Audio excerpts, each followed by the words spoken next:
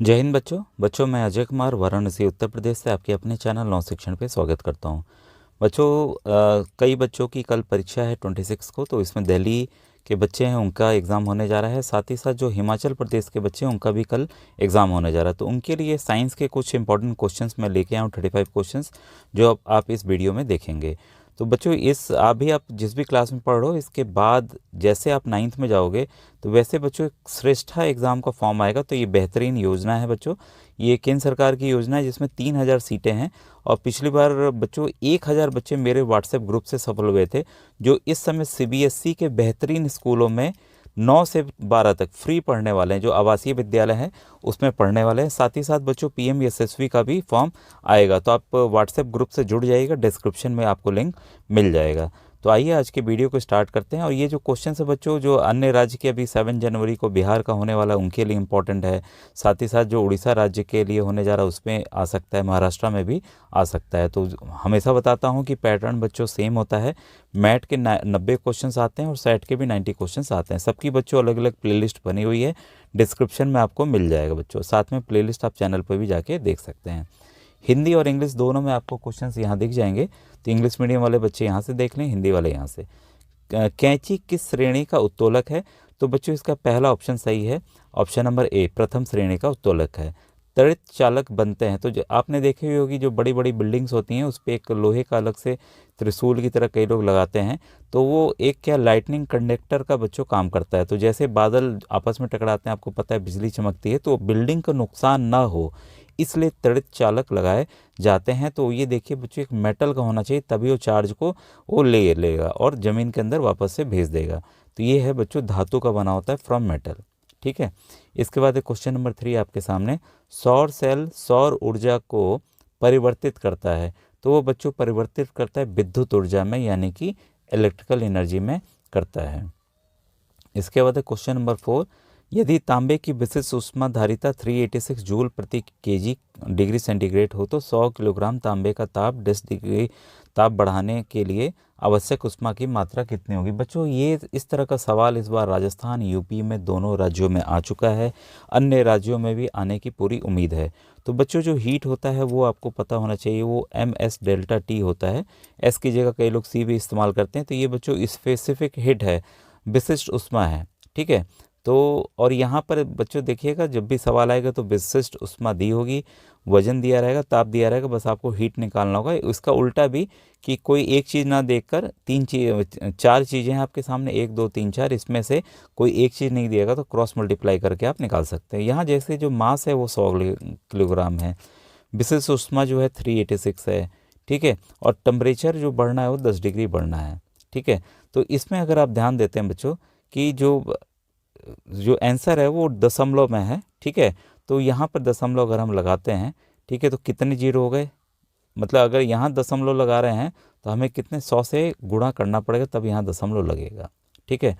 तो कितने जीरो हो गए? 2 2 4 1 5, तो 3.86 इंटू 10⁵। तो ये किस ऑप्शन में है? ये ऑप्शन नंबर डी में है। तो बच्चों इस तरह से ये सवाल आपको निकालना था। ठीक है। यही आप देखिए, अगर 386 को हम डेसिमल में कन्वर्ट नहीं कर देते तो ये भी उत्तर हो सकता था। ठीक है। तो अगर आप देखते हैं तो कन्वर्जन आप मैथ्स वाला जानते हैं तो इजीली आप कर लेते कि यही इसका उत्तर है, आंसर है बच्चों। ठीक है। और यहाँ देखिए कन्फ्यूज़न के लिए इन्होंने 3.68 कर दिया। अगर आप ध्यान से नहीं देखेंगे तो ये भी ऑप्शन आपका आप टिक कर देते। तो इसमें ऑप्शंस को आपको बच्चों ध्यान से देखना है। नेक्स्ट है कि आवृत्ति के बढ़ने से निम्न में से कौन सा बढ़ता है? तो ऑप्शन नंबर 5 का बच्चों आंसर ए जो है सही है, तारत्व यानी कि पिच बढ़ता है। स्वस्थ नेत्र के लिए सुस्पष्ट दृष्टि की न्यूनतम दूरी होती है, the minimum distance of distinct vision for healthy I. तो ये बच्चों आप पता है, ये ऑप्शन नंबर 25 इसका सही है। छत्तीसगढ़ राज्य के बच्चों का भी जो एग्ज़ाम है वो 10 दिसंबर को है, उनके लिए ये क्वेश्चंस बेहद इंपॉर्टेंट है, वेरी वेरी इंपॉर्टेंट। इसमें से कोई ना कोई बच्चों सवाल ज़रूर आएगा। काफ़ी छत्तीसगढ़ के भी बच्चे जुड़े हुए हैं, तो इस वीडियो को ध्यान से देखेंगे। 1 किलोग्राम फोर्स 1 किलोग्राम भार जो है तुल्य होता है 1 kgf इक्वल्स टू, तो ऑप्शन नंबर 7 है बच्चों, ये होता है 9.8 न्यूटन। ठीक है। इसके बाद है, यदि कोई परावर्तित किरण आपतित किरण के साथ समकोण बनाती है तो आपतन कोण का मान होगा। तो बच्चों आपको पता है जैसे दर्पण है, ठीक है, तो ये जो सवाल कह रहा है इसी को हम लोग ध्यान से देखें। ये कह रहा है ये 90 डिग्री बन रहा है, ये कितना बन रहा है 90 डिग्री, ठीक है। तो परावर्तित किरण है और आपतित के साथ 90 डिग्री का कोण बना रही है। बस ये पूछ रहा है आपतन कोण कितना होगा। तो आपको पता है कि एंगल ऑफ इंसिडेंस जो होता है एंगल ऑफ रिफ्लेक्शन के बराबर होता है, ठीक है। मतलब 90 है तो ये बराबर बराबर भागों में बटेंगे, तो ये 45 होगा, 90 को 2 से भाग दे दीजिए तो कितना आएगा आपका 45 आएगा, ठीक है, 45।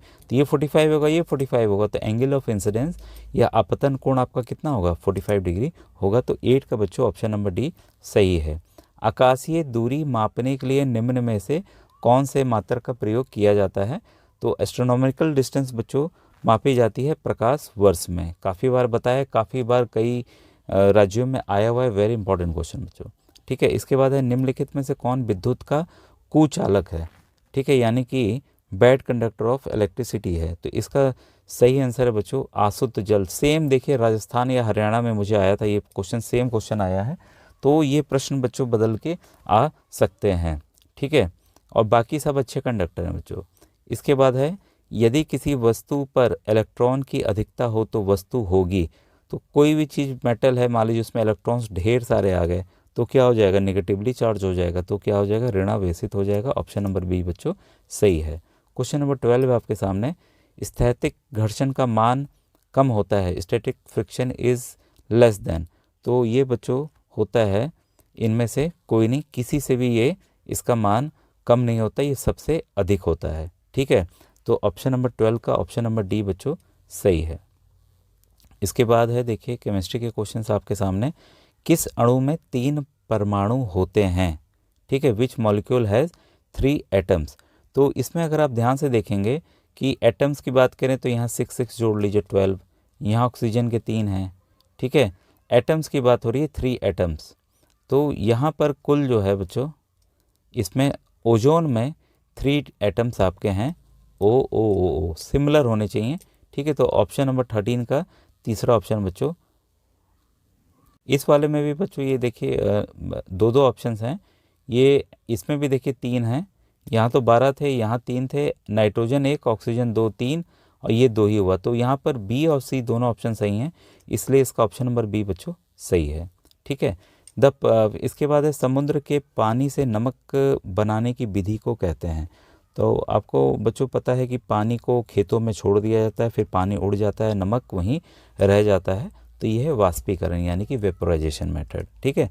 निम्न में से कौन क्षार नहीं है यानी कि बेस नहीं है, यानी कि वो एसिड होना चाहिए, ठीक है। तो 15 का बच्चों सही आंसर है, ये आपका मिथाइल अल्कोहल है, CH3OH, ये अल्कोहल के फॉर्म में है, ठीक है। तो ये क्षार नहीं है, बाकी सब क्षार हैं। इसके बाद है निम्न में से कौन सा कथन असत्य है। तो जो असत्य है उसको हम देखें, अधातुएं विद्युत तथा उष्मा की संचालक होती हैं, नहीं संचालक नहीं कुसंचालक होती हैं। तो पहले ही ऑप्शन हमें यहाँ मिल गया है, बाकी देख लें ऐसे।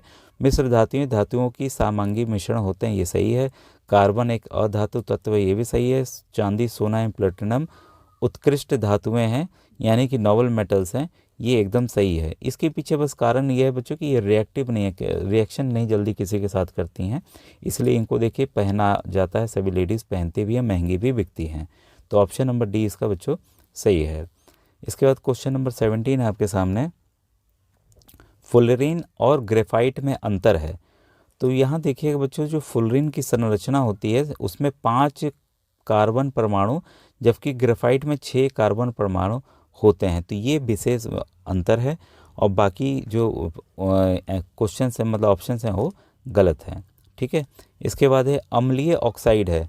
तो मेटल ऑक्साइड, इसमें ये अम्लीय की बात आ रही है बच्चों, तो ध्यान दीजिएगा कि अम्लीय ऑक्साइड जो है आपका एसिडिक ऑक्साइड, सॉरी ये एसिडिक ऑक्साइड पूछ रहा है। तो ये यहाँ पर जो भी इसमें बच्चों अधातु होंगे, नॉन मेटल से जो ऑक्साइड बना होगा वही अम्लीय ऑक्साइड होगा, ठीक है। तो यहाँ आपका अधातु या नॉन मेटल क्या है, कार्बन है। बाकी सब देखिए ये मैग्नीशियम है, ये जिंक है, ये कैल्शियम है, ये सभी धातु हैं, ठीक है।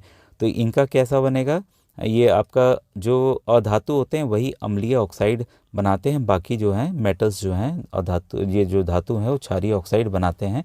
इसको भी आप याद कर लीजिएगा क्योंकि प्रश्न बदल के भी आ सकता है। क्वेश्चन नंबर 19 है, पानी की तुलना में ऑक्सीजन गैस है, तो पानी की तुलना में तो भाई हल्का होगा ही होगा, बराबर होगा नहीं, भारी होगा नहीं, ठीक है। तो ऑप्शन नंबर बी इसका बच्चों सही है। फायरमैन के कपड़े बनाए जाते हैं, तो जो फायरमैन होते हैं उनको आग ना पकड़े उसके कपड़े बच्चों बनाए जाते हैं मेलामाइन के। मेलामाइन के अब बर्तन भी आ रहे हैं, टाइल्स भी आ रहे हैं, ठीक है। आपको कमेंट सेक्शन में मुझे लिख के बताइएगा कि मेलामाइन जो है वो किस तरह का प्लास्टिक है, थर्मोसेटिंग है, थर्मोप्लास्टिक है, किस तरह का प्लास्टिक है, ज़रा सा कमेंट सेक्शन में बताइएगा। फिर क्वेश्चन नंबर 21 है, बहुत ही अच्छा क्वेश्चन मुझे ये लग रहा है, ठीक है। इसमें है बर्फ़ को जल में डुबाने पर उसका लगभग, तो जब बर्फ़ को हम जल में डुबाएंगे बच्चों, उसका जो लगभग 1/9 भाग जो है जल की सतह के ऊपर, ठीक है। अब मान लीजिए ये पानी है तो 1/9 भाग उसका जो है केवल जल के ऊपर रहेगा और जल के जो नीचे है वह 8/9 भाग रहेगा, मतलब मैक्सिमम भाग जो है जल के नीचे रहेगा, ठीक है। और थोड़ा सा भाग 1/9 भाग जल के ऊपर रहेगा। इसका ऑप्शन नंबर 21 का सी बच्चों सही है। ये बहुत इंपॉर्टेंट क्वेश्चन है, ये आ सकता है, ठीक है बच्चों। क्वेश्चन नंबर 22 है, समीर की माँ घर के लिए पॉलीकॉटन पर्दे खरीदती है लेकिन समीर के कपड़े सूती के खरीदना सुनिश्चित करती है। कुछ सामान्य कपास व पॉलीकॉटन के बारे में धारणाएं सूचीबद्ध हैं। तो ये देखिए धारणाएं हैं, पहले इसको धारणाएं के पढ़ लें। कपास में झुर्रियाँ आसानी से होती हैं, कपास नमी को अवशोषित करता है, पॉलीकॉटन का धोना आसान है, पॉलीकॉटन पर्यावरण के लिए अनुकूल है, पॉलीकॉटन टिकाऊ होता है। उस विकल्प को चुनिए जिसके कारण समीर की माँ पर्दों के लिए पॉलीकॉटन का उपयोग करना पसंद करती है। तो देखिए ऑप्शंस बच्चों, ऑप्शंस के आधार पर कई बार हमें उत्तरों को देना होता है। तो यहाँ पर देखिए बच्चों पहला ऑप्शन, ठीक है, चौथा ऑप्शन और पांचवा ऑप्शन जो है सही है। कपास में झुर्रियाँ आसानी से होती हैं, पॉलीकॉटन पर्यावरण के लिए अनुकूल है और पॉलीकॉटन टिकाऊ होता है, इसलिए पर्दे का इस्तेमाल हो रहा है, ठीक है। इसके बाद है सबसे अधिक क्रियाशील धातु है, तो सबसे क्रियाशील बच्चों सोडियम। अगर यहाँ पोटेशियम होता, सोडियम को हटा के, तब आप पोटेशियम को ऑप्ट करिएगा, आपके एग्जाम में पोटेशियम भी आ सकता है, ठीक है। अब ये देखिए आपके सामने बायोलॉजी के क्वेश्चन आ गए हैं। क्वेश्चन नंबर 24 है, केस रुख दंड पाया जाता है, vertebral column is found in. तो 24 का बच्चों ऑप्शन नंबर ए सही है। मछली कई बच्चे खाते भी होंगे तो उनको पता होगा कि इसमें वर्टिब्रल कॉलम होता है। क्वेश्चन नंबर 25 है, निम्नलिखित में से मादा हार्मोन है। तो बच्चों टेस्टोस्टेरोन जो मादा हार्मोन है इसमें एस्ट्रोजन है। ये टेस्टोस्टेरोन ऐसे ज़्यादातर पुरुषों का माना जाता है लेकिन सभी में पाया जाता है। इंसुलिन जो है डायबिटीज़ को कंट्रोल करता है और थायरक्सिन जो है थायराइड ग्लैंड द्वारा रिलीज होता है जो काफ़ी कामों को देखता है। और थायरक्सिन की कमी हो जाती है तो घेंगा रोग हो जाता है, ये सभी बच्चों को पता होगा आयोडीन की कमी से, ठीक है। मूली में पाए जाने वाला लवक है द प्लास्टिक फाउंड इन रेडिसेस। तो लवक बच्चों ये मेरे ख्याल से एक थोड़ा आपके साथ कोर्स भी होगा लेकिन ये इंपॉर्टेंट है, इसको भी नोट डाउन कर लीजिएगा। इसको कहते हैं बच्चों ल्यूकोप्लास्ट, ठीक है। और क्लोरोप्लास्ट आपको पता है जो ग्रीन कलर वाले होते हैं, क्लोरोफिल वाला, वो है ये प्लास्टिड, ठीक है। इसमें अमेलित जोड़ी पहचानी है, तो अमेलित जोड़ी जो मेल नहीं है उसको हमें पहचानना है। तो इसमें बच्चों जो टेस्टिस है वो डाइजेशन का काम नहीं करता है, ये शुक्राणु रखता है, ठीक है। तो वृक्क उत्सर्जन है, फेफड़े श्वसन है और हृदय जो है परिसंचरण है, सर्कुलेशन करता है। ये सभी ऑप्शंस सही हैं। क्वेश्चन 28 है, सेरिकल्चर में इनमें से किसके उत्पादन का अध्ययन किया जाता है। तो काफ़ी बार आया हुआ है सेरिकल्चर, एपीकल्चर, ठीक है। तो इस तरह के प्रश्न मैंने बताए हुए काफ़ी बार। ये बच्चों रेशम का उत्पादन, ठीक है। आप फ्लोरिकल्चर फूल का हो गया, ठीक है। तो इस तरह से, और आपका एपीकल्चर बताइएगा किसके लिए होता है। इसके बाद है मानव निर्मित रेशों से बनता है, तो man made fibres are used in. तो 29 का सही ऑप्शन है बच्चों डी, नायलॉन, ठीक है। नायलॉन की रस्सियाँ पाई जाती हैं, आपको पता होगा। सर्वाहारी का उदाहरण है ओमनीवोरस, जो सभी कुछ खाता हो, ठीक है। तो उसका उदाहरण बच्चों यहाँ पर भालू। अंडशय बदल जाता है, ओवरी चेंजेस इनटू। तो 31 का बच्चों ऑप्शन है सही, फल में बदल जाता है। इसके बाद जल प्रदूषण से होने वाले रोग हैं, तो रोग वाले प्रश्न आते हैं बदल के। तो इसका बच्चों सही है आंसर हैजा, पेचिस और पीलिया, कोलेरा, डिसेंट्री और जॉन्डिस, ठीक है। दही में पाए जाने वाला अम्ल है, तो ये देखिए सेम क्वेश्चन मेरे ख्याल से हरियाणा में आया था इस बार, ठीक है, सेम क्वेश्चन। तो आपको इससे एक आइडिया लग रहा होगा कि ये मैं जो प्रश्न बता रहा हूँ किसी भी राज्य में आ सकता है, वो है बच्चों लैक्टिक एसिड। ठीक है, उन्होंने घुमा के पूछा था कि एक बच्ची ने दही जमाई तो खट्टी लग रही है, ये है वो है, कहानी सुना के फिर पूछ लिया कि खट्टी क्यों लग रही है। ठीक है, 34 का है बच्चों श्वेत रक्त कणिका का, ये कणिकाओं का कार्य क्या है, तो रोगाणु एवं जीवाणु से शरीर की सुरक्षा करना। तो इसका सही आंसर है बच्चों ऑप्शन नंबर सी। इसके बाद है निम्नलिखित में से कौन सा जोड़ा सुमेलित नहीं है, तो 35 का बच्चों है ऑप्शन नंबर आपका बी, यहाँ पर सुमेलित नहीं है, ट्यूबरकुलोसिस बैक्टीरियल है, बाकी सब बच्चों सिमुलेट हैं। इसको भी याद करना बहुत ही ज़रूरी है। मलेरिया प्लाज्मोडियम वाइवेक्स की वजह से होता है, पोलियो वायरस की वजह से होता है, टाइफाइड जो है वो बैक्टीरिया यानी कि जीवाणु की वजह से होता है। अब ये बच्चों वीडियो यहीं कंप्लीट होता है। आपको कैसा लगा आज का वीडियो ज़रूर बताइएगा, और आपसे रिक्वेस्ट है प्लेलिस्ट ज़रूर देखा कीजिए बच्चों। Thank you very much.